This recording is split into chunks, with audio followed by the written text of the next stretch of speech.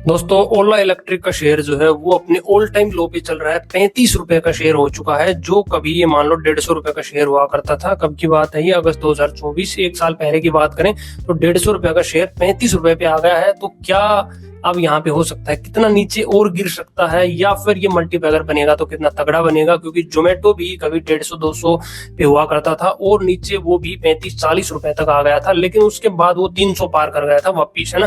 तो क्या वो ग्रोथ इसमें देखने को मिल सकती है? इस वीडियो में बात करेंगे, कंपनी के फंडामेंटल्स को भी देखेंगे, शेयर होल्डिंग पैटर्न को भी समझेंगे, न्यूज में क्या चल रहा है वो भी देखेंगे। तो चलिए स्टार्ट करते हैं। तो सबसे पहले कंपनी के फंडामेंटल्स पे हम चलते हैं, फिर चार्ट पे आते हैं, ठीक है। तो देखो, ओला इलेक्ट्रिक जो है वो भाई ऑल टाइम लो पे चल रहा है, ये आपको पता ही है। और इसका कारण है कंपनी की ग्रोथ, कंपनी की सेल्स जो है वो लगातार गिर रही है। इसके कॉम्पिटिटर कौन कौन है? कॉम्पिटिटर में बात करें तो भाई एथर एनर्जी चल रहा है, बजाज है, टीवीएस है ना। ये 3-4 बड़े प्लेयर्स हैं। और अभी विनफास्ट ने भी रिसेंटली अभी अनाउंसमेंट आई थी कि विनफास्ट जो है वियतनाम की कंपनी है आई थिंक, तो वो अपनी 2 व्हीलर ईवी का प्लांट जो है वो साउथ इंडिया में सेटअप कर रहा है, जो इसके लिए और कंपटीशन क्रिएट करेगा, है ना। तो क्या बोला, सर्वाइव कर पाएगा नहीं कर पाएगा, देखते हैं। एनालिस्ट की रेटिंग की बात करें तो यहाँ पे 8 एनालिस्ट ने रेटिंग दी है, जिसमें से 38% ने बाई रेटिंग दी है, 13% ने होल्ड रेटिंग दी है और 50% ने यहाँ पे सेल रेटिंग दी है, ठीक है। अब उसके बाद अगर हम देखें तो कंपनी की परफॉर्मेंस, तो कंपनी की परफॉर्मेंस जो है वो भाई काफी यहाँ पे खराब है। देखो, प्रॉफिट जो है वो लगातार कम हो रहा है, ठीक है।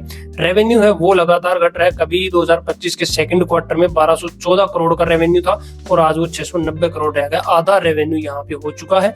अब बात करें शेयर होल्डिंग पैटर्न की, तो प्रमोटर्स की 36% हिस्सेदारी है, एफआईआई की सिर्फ 3% हिस्सेदारी यहाँ पे बची है, म्यूचुअल फंड की 5% हिस्सेदारी है और रिटेल इन्वेस्टर 48% है, जो कि चिंता का विषय है यहाँ पे। और क्वार्टरली अगर बात करें तो प्रमोटर्स के होल्डिंग में कोई चेंज नहीं हुआ है और एफआईआई ने 27% जो है वो यहाँ पे बेचा है एक तरीके से। और म्यूचुअल फंड ने 115% की ग्रोथ दिखाई है। म्यूचुअल फंड को लगता है कि भाई सस्ता है या फिर आगे जाएगा, तो म्यूचुअल फंड इसमें इन्वेस्ट कर रहे हैं, एफआईआई बाहर निकल रहे हैं, रिटेल आ रहा है, प्रमोटर्स वहीं की वहीं, ठीक है। तो ये इसका ये सिनेरियो है। अब चलते हैं चार्ट के ऊपर। तो ये हमारा चार्ट है, डेली टाइम फ्रेम का चार्ट है। और कभी 150 रुपए का शेयर था, लगातार गिरता गिरता गिरता अभी ऑल टाइम 35.5 रुपए का शेयर हो चुका है। कितना नीचे गिर सकता है? देखो, इसकी कोई लिमिट नहीं है। गिरने को 20 रुपए का भी आ सकता है, गिरने को 10 रुपए का भी हो सकता है। 15,000 करोड़ मात्र की कंपनी बन के रह गई है, जो कभी 50-60 हजार करोड़ की हुआ करती थी, है ना। 70,000 करोड़ की भी होगी, कभी 150 था, तो सिंपल है। तो अब सवाल आता है कि भाई क्या करें इसमें।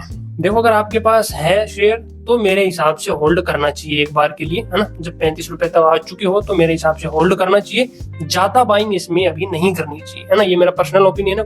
मैंने पहले भी इस पे वीडियोस बनाई थी कि भाई ओला मल्टीबैगर बनेगा और ये यहाँ से 10 टाइम्स होगा, मैंने बताया था, ठीक है। और अगर ये अपने भाई ऑपरेशंस में सुधार लाएंगे, क्योंकि टाइम लगता है, स्टार्टअप है, और अगर ये अपने उसमें सुधार लाएंगे तो, क्योंकि इनका एक दूसरा सेगमेंट बैटरी वाला भी है, तो अगर भाई 2 व्हीलर का नहीं चला, बैटरी वाले में इन्होंने फोकस किया, तो हो सकता है उसके दम पे भी ये ग्रोथ ला सकते हैं। तो अगर लाए तो सिंपली है कि भाई आप यहाँ से आपको ये, क्योंकि मल्टीबैगर वाली बात ये है कि भाई 35 रुपए का शेयर 350 होना है, बात ही है ना।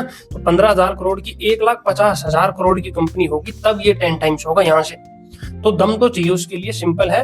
और एक चीज हम कर सकते हैं कि अगर आपको ये लगता है कि भाई इसमें लॉन्ग टर्म के लिए पोटेंशियल कम है, तो इसके कॉम्पिटिटर जो है तो एक दो उनको भी हम इसमें ऐड कर सकते हैं। एथर एनर्जी बढ़िया परफॉर्म कर रहा है, जैसे एथर एनर्जी को ले सकते हो, ताकि थोड़ा सा बैलेंस वहां पे आपका बन जाए, है ना।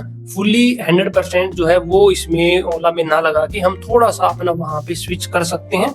आई थिंक आपको समझ में आया होगा मैं क्या कहने की कोशिश कर रहा हूँ, कि हम सिंगल प्लेयर पे डिपेंडेंट ना रहें। भाई 2 व्हीलर ईवी मार्केट की बात करें तो सिर्फ और सिर्फ ओला पे डिपेंडेंट ना रहे, थोड़ा सा हम इसमें स्विच कर सकते हैं, थोड़ा सा डाइवर्सिफाई कर सकते हैं बाकी कंपनी के फंडामेंटल्स को, ग्रोथ को देखते हुए, ताकि हमें अगर कल को कंपनी के ऑपरेशन बंद भी हो गए, ना चल पाई, क्योंकि होने को तो कुछ भी हो सकता है, तो हमारा पूरा पैसा इसमें नहीं जाएगा।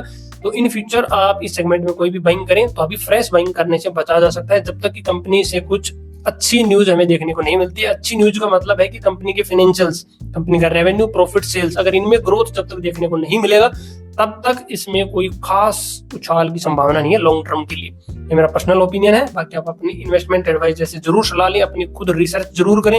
ये कोई बाय सेल रिकमेंडेशन नहीं है, ये सिर्फ एजुकेशनल पर्पज के लिए है, ताकि आपको समझ में आए कॉन्सेप्ट, चीजें काम कैसे करती हैं। क्योंकि जोमेटो का भी यही हुआ था, जब तक जोमेटो लॉस में थी तब तक वो भी ऐसे 150 से 30-40 रुपए तक आ गया था, लेकिन जैसे ही कंपनी प्रॉफिटेबल होने लगी, वैसे वैसे कंपनी रॉकेट बनी और 10-15 गुना के रिटर्न उसने दी। ठीक है, तो सेम कॉन्सेप्ट है कोई भी स्टार्टअप हो, जब तक वो प्रॉफिटेबल, वो ग्रोथ उसको नहीं मिलेगी तो फिर शेयर के ऊपर जाने के चांसेस बहुत कम हो जाते हैं वहां पे। तो आई होप आपको पूरा कॉन्सेप्ट समझ में आया होगा। अभी फ्रेश बाइंग से बचो तो ज्यादा बेहतर है, या फिर ले रहे हो तो ज्यादा पैसे एक ही शेयर में इन्वेस्ट ना करें, डाइवर्सिफाई करके चलें तो बेहतर रहेगा। और ऐसे काफी स्टॉक हैं जो मेरी लिस्ट में है और मैं उनका एनालिसिस शेयर करता रहता हूं, तो उसके लिए आप चैनल को सब्सक्राइब करके नोटिफिकेशन बेल जरूर दबा देना ताकि आपको उस वीडियो के बारे में पता चल जाए। तो इस वीडियो में इतना ही, मिलते हैं अगली वीडियो में नए टॉपिक से।